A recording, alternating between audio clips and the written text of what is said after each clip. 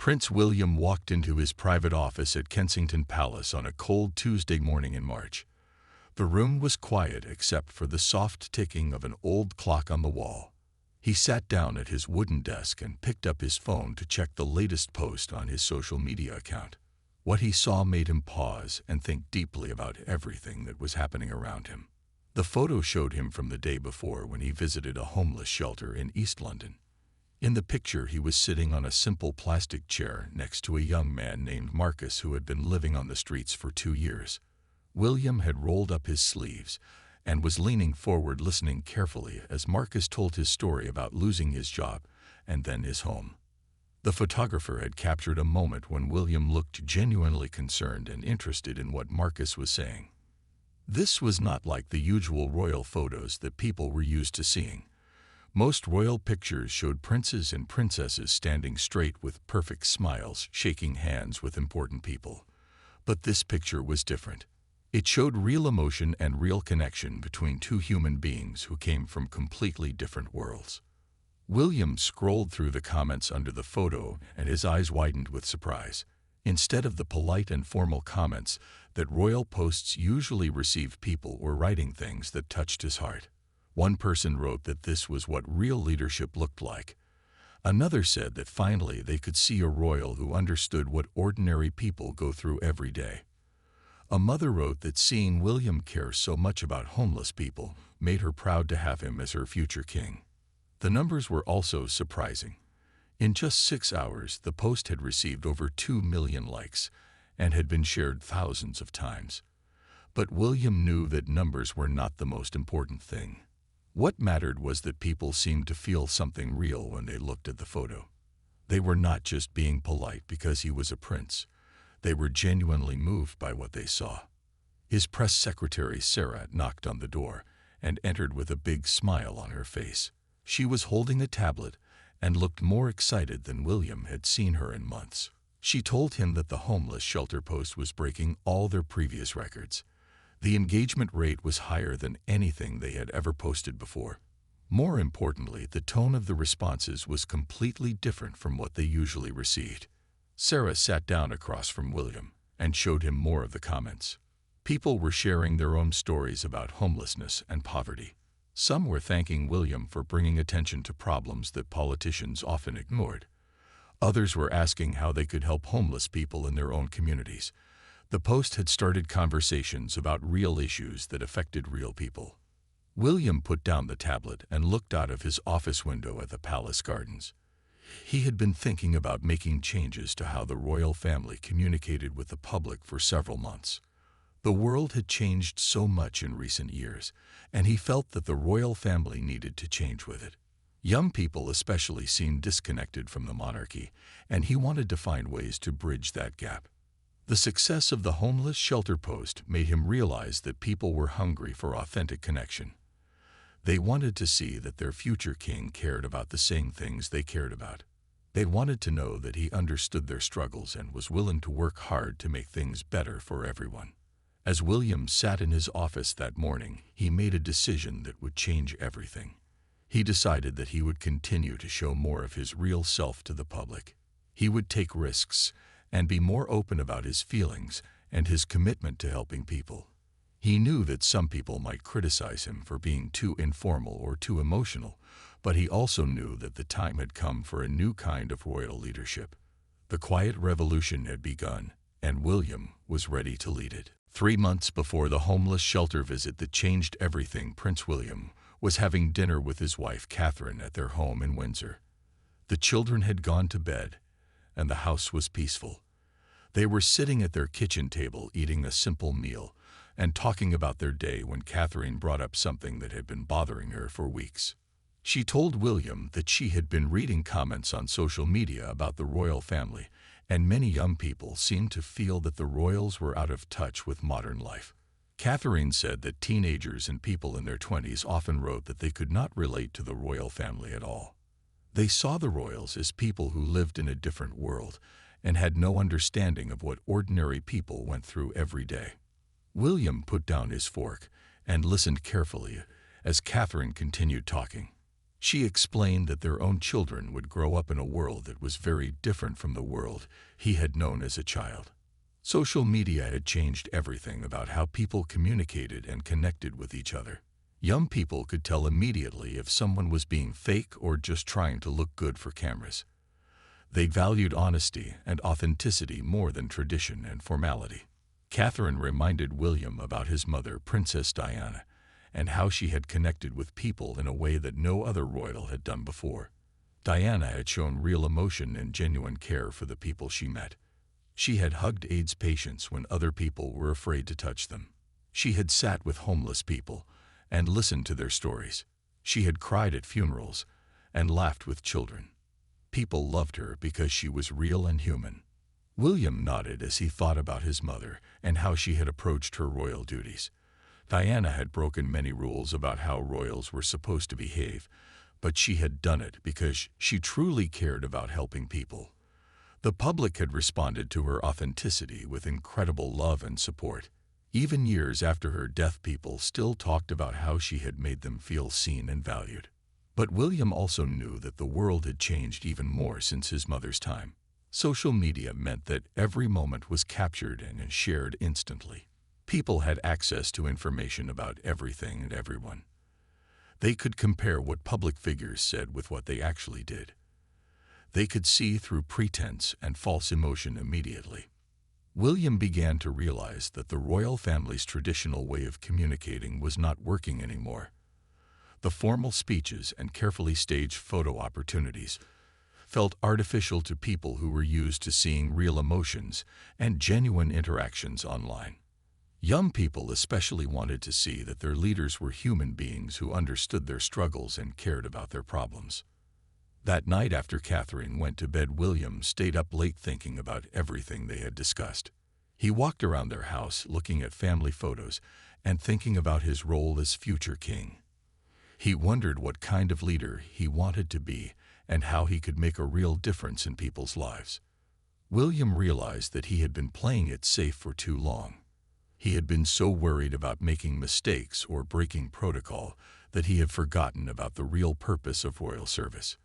His job was not just to look good at ceremonies and shake hands with important people. His job was to serve the people and to use his position to make their lives better.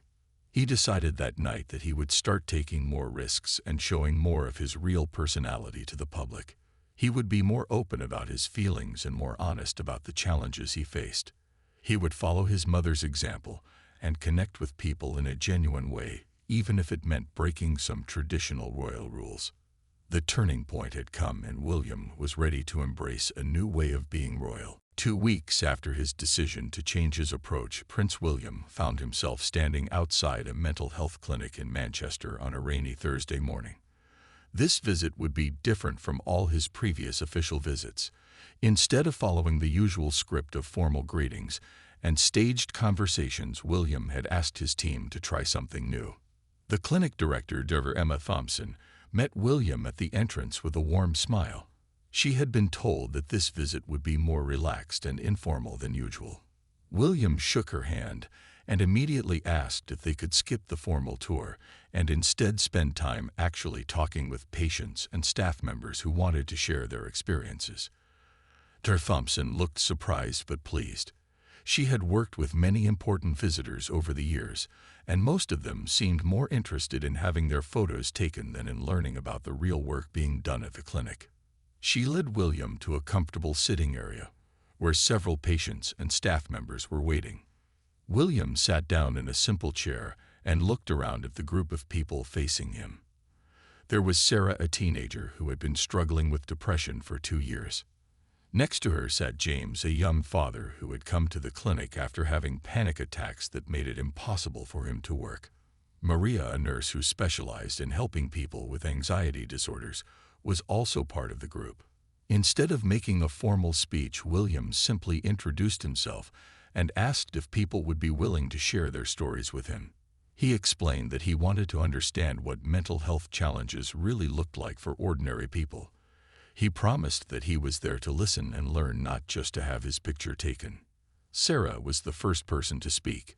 She told William about how depression had made her feel completely alone, even when she was surrounded by family and friends. She described days when getting out of bed felt impossible and how scary it was to think that she might never feel happy again. As she talked, William leaned forward in his chair and listened with complete attention. His face showed genuine concern and understanding.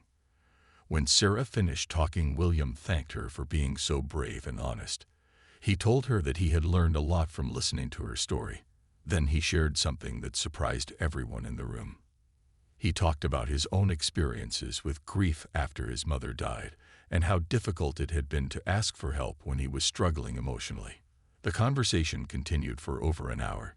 James talked about how anxiety had affected his ability to be a good father. Maria explained how she had chosen to work in mental health after her own brother had struggled with depression.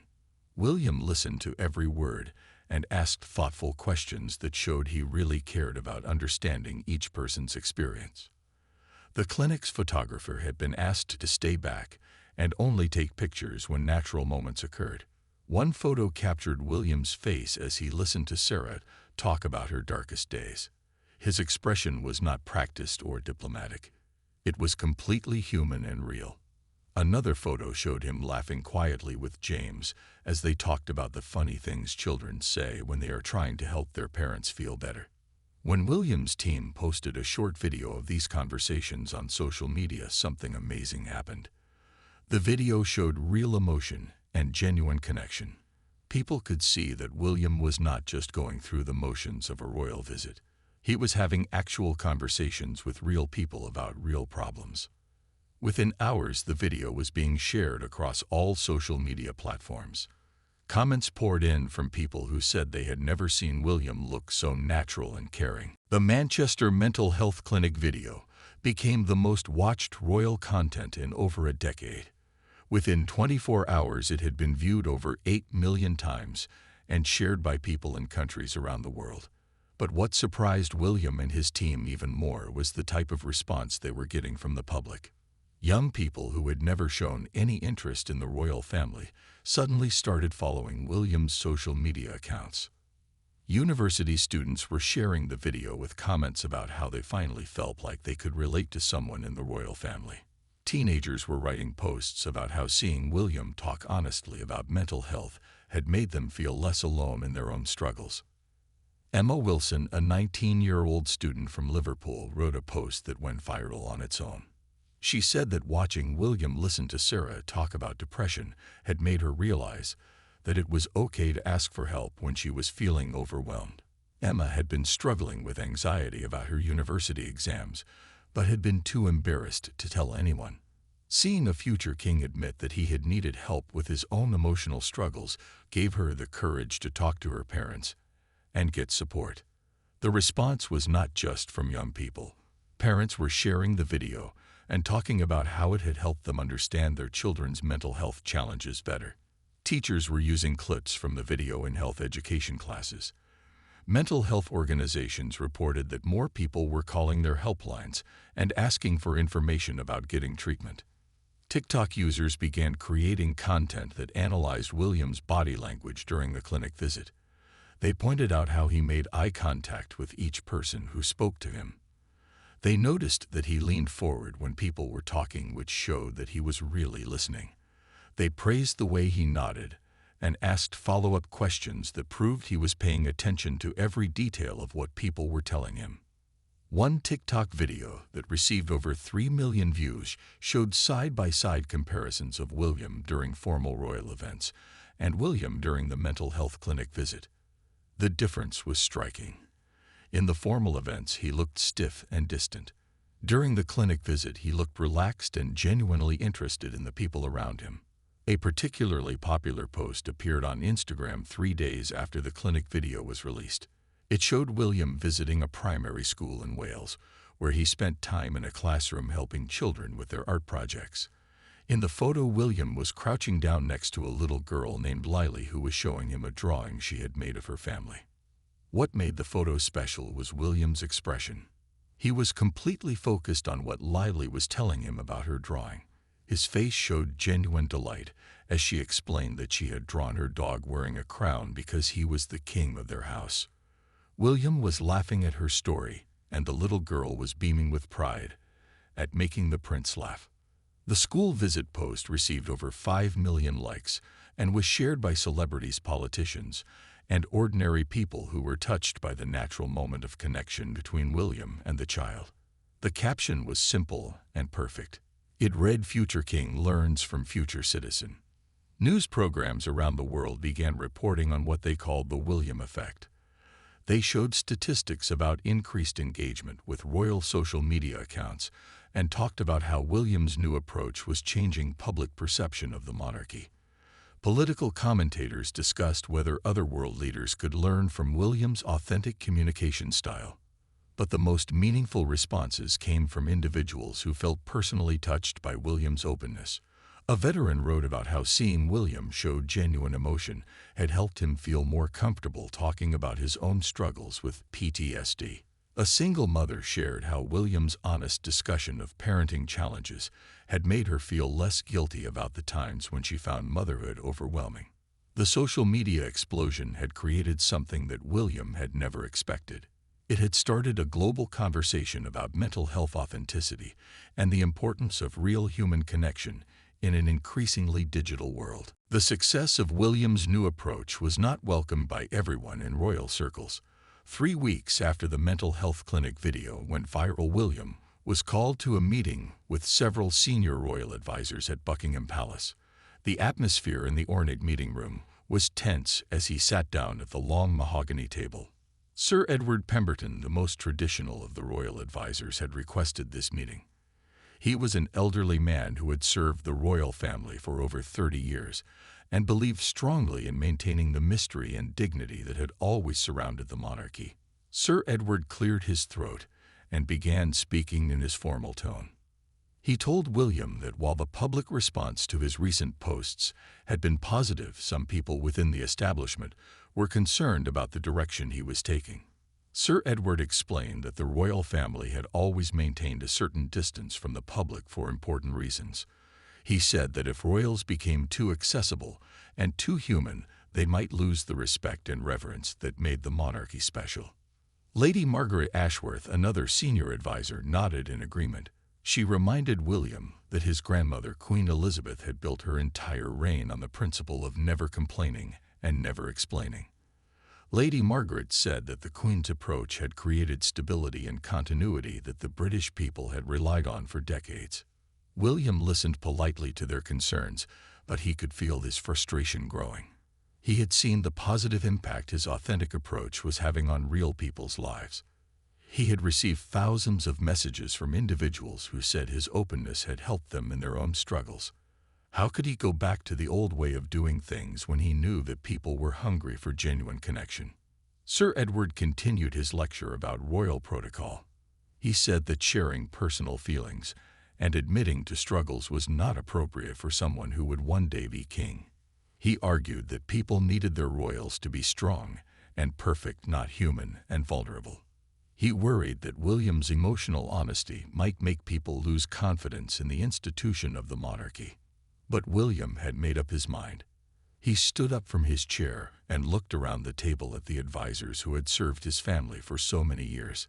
He thanked them for their concern and their loyalty, but he told them that times had changed. He explained that the old approach was not working with younger generations who could see through artificial behavior immediately. William decided to prove his point by doing something that shocked everyone in the room. He announced that he was going to post something on social media that would be completely unprecedented for a member of the royal family. He was going to write a personal reflection about the challenges of being a father while also preparing to be king. The advisors looked horrified. Lady Margaret begged him to reconsider. She said that sharing personal struggles about parenting would make him look weak and unprepared for leadership. Sir Edward warned that the press would criticize him for being too informal and breaking with royal tradition. But William had already made his decision. That evening he sat in his study at home and wrote a post that would change everything. He wrote about the pressure he felt trying to be a good father to his children while also fulfilling his royal duties. He admitted that there were days when he worried about whether he was doing enough to prepare for becoming king, while also being present for his family.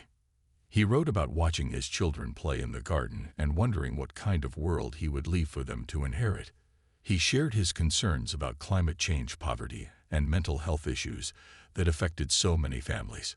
He admitted that sometimes he felt overwhelmed by the responsibility of knowing that one day he would need to help lead solutions to these enormous problems. The post was raw and honest in a way that no royal had ever been in public before. William wrote about lying awake at night thinking about his mother and wondering if he was living up to her example of caring for others. He shared his doubts and his hopes in language that any parent could understand and relate to. When William posted his reflection about fatherhood and leadership, the response was immediate and overwhelming. Within hours, parents from around the world were sharing their own stories about the challenges of raising children while pursuing demanding careers. The post received over 10 million likes and was translated into dozens of languages. William's honest post about fatherhood created ripple effects that reached far beyond anything he had imagined. Within a week, the post had been shared in over 50 countries and translated into more than 20 languages. Parents in Japan were discussing his words about balancing work and family. Mothers in Brazil were sharing his concerns about the future world their children would inherit. Fathers in Nigeria were connecting with his admission that parenting sometimes felt overwhelming. The global response showed William that authentic leadership could cross cultural boundaries in ways that formal royal protocol never could. A mother from Australia wrote that reading about William's parenting struggles had made her feel less guilty about the days when she found it hard to be patient with her children. A father from Canada shared that William's honesty had inspired him to have more open conversations with his own kids about the challenges of growing up in a complicated world. Environmental organizations around the world began reaching out to William after his post mentioned his concerns about climate change and the planet his children would inherit. A group of young activists in Kenya sent him photos of their tree planting project and invited him to support similar efforts. Students in Sweden shared videos of their school climate action programs and asked if William would help promote environmental education. This response gave William an idea that would become one of his most successful initiatives. He decided to combine his love for environmental protection with his new approach to authentic communication. He planned a visit to a forest conservation project in Wales, where he would work alongside local volunteers to plant trees and clean up damaged areas. The Wales Forest Project visit was different from any environmental event the royal family had done before. Instead of just giving a speech about the importance of protecting nature, William spent the entire day working with his hands. He helped dig holes for new tree saplings. He carried heavy bags of compost. He got his clothes dirty and his hands muddy as he worked alongside teenagers and elderly volunteers who had been caring for the forest for years. The most powerful moment came when William was working next to a 16-year-old environmental activist named David, who had organized weekly forest cleanup days for the past 2 years. As they planted a young oak tree together, David told William about his worries for the future of the planet. He said that sometimes he felt hopeless about climate change and wondered if the actions of young people like him could really make a difference. William stopped digging and looked directly at David. He told the teenager that he had the same fears and the same hopes. He admitted that as someone who would one day have significant influence, he felt enormous pressure to use his position to help solve environmental problems. But he also said that meeting young people like David gave him hope because they proved that individuals could make a real difference when they cared enough to take action. The conversation between William and David was filmed, and when it was posted online, it sparked environmental activism in countries around the world. The video showed that environmental protection was not just about government policies and international agreements. It was about individuals caring enough to get their hands dirty and do the work that needed to be done. Schools in countries William had never visited began organizing their own forest cleanup days inspired by what they had seen him do in Wales. A group of students in South Africa started a project to plant indigenous trees in areas that had been damaged by mining. Children in India created school gardens using techniques they had learned from watching William's Forest Project video. The most viral moment from the Wales visit came when William shared a behind-the-scenes video of himself at home the night before the forest project. The video showed him in his kitchen practicing what he wanted to say to the volunteers. He was clearly nervous and kept starting over as he tried to find the right words to explain why environmental protection mattered so much to him. In the video, William talked to himself about wanting to make sure his message was genuine and not just another political speech about climate change. He said that the people volunteering their time to protect the forest deserved more than pretty words from a prince. They deserved to know that he really understood how important their work was and that he was committed to supporting them in real ways. William's success with authentic communication inspired many other public figures to try copying his approach, but most of them failed in ways that were obvious and sometimes embarrassing. Politicians began posting personal stories that felt forced and artificial. Celebrities started sharing struggles that seemed designed more for attention than for genuine connection. Business leaders tried to appear more human by admitting to challenges that their PR teams had clearly manufactured. The difference between William's authentic posts and these imitation attempts was clear to anyone who saw them. William's authenticity came from real experiences and genuine emotions that he had actually lived through. When he talked about parenting struggles, he was sharing something that kept him awake at night. When he showed concern for environmental issues, he was expressing fears that he truly felt about his children's future. The failed attempts to copy William's style actually made his genuine approach more valuable and more respected. People began to understand that authenticity could not be created by marketing teams or learned from social media tutorials. Real connection with others required actually caring about their problems and being willing to be vulnerable about your own struggles. This understanding created what became known as the William Standard for public communication. University professors began teaching courses about authentic leadership that used William's approach as the primary example. Business schools started analyzing his posts to understand how genuine emotion could create stronger connections than polished corporate messaging. The most significant impact was on young people who had grown up in the age of social media and were experts at detecting fake behavior.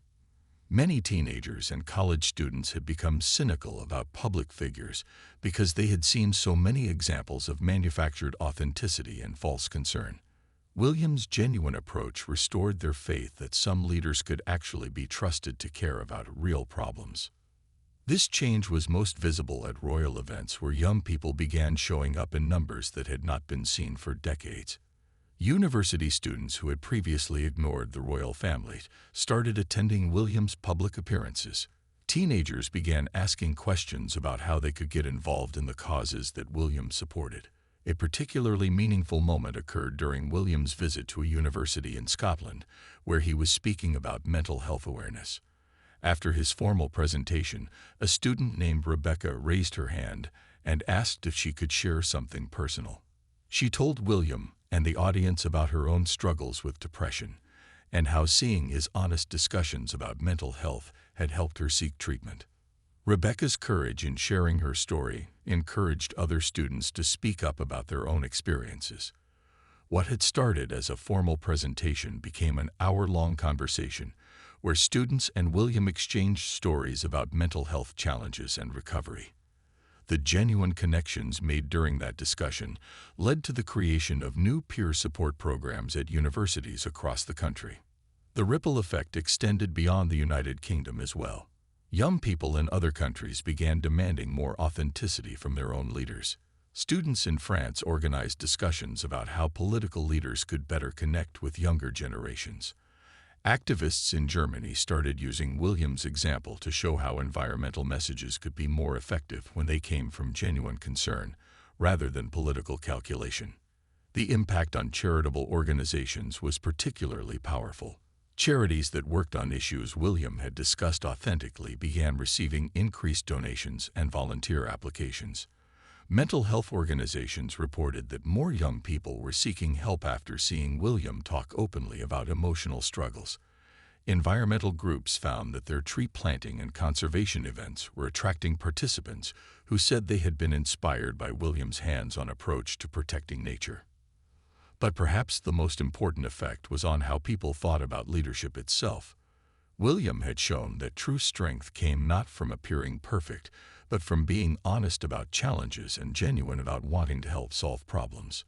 He had demonstrated that leaders could be more effective when they showed their humanity rather than trying to maintain an image of flawless competence. This new understanding of leadership began influencing how parents talked to their children about what it meant to be a good person and a responsible citizen. Teachers started using William's example to show students that real influence came from caring about others and being willing to work hard to make positive changes in the world. The increased authenticity in William's public life came with challenges that he had not anticipated when he first decided to change his approach. Being more open and genuine meant that every word he said was analyzed and debated by people with different political views and personal opinions. Every facial expression was studied by critics looking for signs of weakness or inappropriate emotion. The pressure became particularly intense after William posted about poverty and homelessness issues. While thousands of people praised him for bringing attention to these problems, some critics accused him of being too political for a future king. Conservative voices argued that he should focus on traditional royal duties rather than social issues. Progressive critics said that his privileged background made it impossible for him to truly understand the struggles of poor people. William found himself caught between competing expectations that seemed impossible to satisfy. Some people wanted him to speak out more boldly about social problems, while others believed he should remain completely neutral on controversial topics.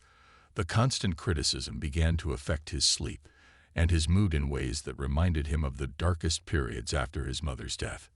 There were days when William seriously considered returning to the old way of doing things. The traditional royal approach of formal speeches and safe topics had protected previous generations from the kind of personal attacks he was now experiencing. He began to understand why his advisors had warned him about the risks of being too open and too human in his public role. The breaking point came after William posted a message about children's mental health that included his own concerns about protecting his kids from online bullying and social media pressure. While most parents related to his worries, some people criticized him for comparing his privileged children's experiences to those of ordinary families. The harsh comments made William question whether his authentic approach was actually helping anyone or just creating more problems. But just when William was considering stepping back from his open communication style, something happened that reminded him why he had chosen this path. He received a handwritten letter from a mother named Susan, who lived in a small town in northern England. Susan wrote that William's post about children's mental health had helped her recognize signs of anxiety in her own 12-year-old daughter, Emma. Susan explained that she had been worried about Emma's behavior for months, but had not known what to do or where to get help. Reading William's honest discussion about the challenges of protecting children's emotional well-being had given Susan the courage to talk to Emma about her feelings. Together, they had found a counselor who was helping Emma learn to manage her anxiety in healthy ways. The letter included a drawing that Emma had made for William. It showed a prince and a little girl planting flowers together, with the words, "Thank you for helping my mom understand me," written in careful child handwriting. Susan wrote that Emma wanted William to know that his honesty had made their family stronger and happier. This letter was followed by hundreds of similar messages from people whose lives had been touched by William's willingness to share his genuine thoughts and feelings. A father wrote about how William's discussion of parenting challenges had helped him become more patient with his teenage son. A veteran shared how seeing William show real emotion during a military memorial service had helped him process his own grief about friends lost in combat. A particularly moving letter came from a teacher named Michael who worked at a school in a disadvantaged area of London. Michael wrote that his students had been inspired by William's hands-on approach to environmental work and had started their own project to create a garden in their school playground. The project had brought the community together and given the children a sense of pride and accomplishment that was helping them succeed in their other schoolwork as well. These personal connections reminded William that leadership was not about avoiding criticism or maintaining a perfect image. Real leadership was about using whatever influence you had to make positive differences in people's lives, even when that meant taking risks and facing uncomfortable challenges. William realized that the critics and negative comments were a small price to pay for the opportunity to genuinely help people. The authentic connections he was making with individuals like Susan and Emma and Michael were more valuable than the approval of political commentators or royal protocol experts. 1 year after William began his journey toward more authentic public communication, the transformation was complete and undeniable. The numbers told part of the story, but they were not the most important part. Royal social media engagement had increased by over 400%. More young people were following royal accounts than ever before. Public trust in the monarchy had grown significantly, especially among people under 30 years old. But the real measure of William's success was not in statistics or survey results. It was in the thousands of individual stories about people whose lives had been touched by his genuine approach to leadership. Schools across the country were reporting increased interest in community service projects. Mental health organizations were seeing more young people seeking help without shame or embarrassment. Environmental groups were welcoming new volunteers who said they had been inspired by William's hands-on approach to protecting nature. The success attracted attention from leadership experts around the world who wanted to understand how William had managed to connect so effectively with people in an age when public trust in institutions was declining everywhere. Universities began offering courses that studied his communication methods as examples of how authentic leadership could work in the modern world. Business leaders traveled to London to meet with William's team and learn about his approach to building genuine relationships with diverse communities. Political scientists wrote papers analyzing how his methods could be applied by elected officials who wanted to restore faith in democratic institutions. The William model of authentic communication became a case study that was taught in management schools and leadership development programs. But William himself remained focused on the personal connections rather than the academic recognition. His favorite moments were still the quiet conversations with individuals who shared their stories with him during visits to hospitals, schools, and community centers. He treasured the letters from people who said his openness had helped them find courage to address their own challenges. One morning in late autumn, William sat in his office looking at his latest social media post. The photo showed him reading bedtime stories to children at a hospital where he had spent the afternoon visiting young patients and their families. The image captured him sitting cross-legged on the floor surrounded by children in pajamas who were listening intently to his animated reading of a fairy tale. The comments on the post reflected the change that had occurred over the past year. People were not responding to William as a distant royal figure who deserved respect because of his title. They were connecting with him as a father and a person who genuinely cared about making children happy during difficult times in their lives. Sarah, a nurse at the hospital, had written that watching William read to the children had been the highlight of her week. She said that his natural way of connecting with the young patients had reminded her why she had chosen to work in pediatric care. A parent whose daughter had been in the hospital for cancer treatment wrote that William's visit had given their family hope and joy during one of the most challenging periods of their lives.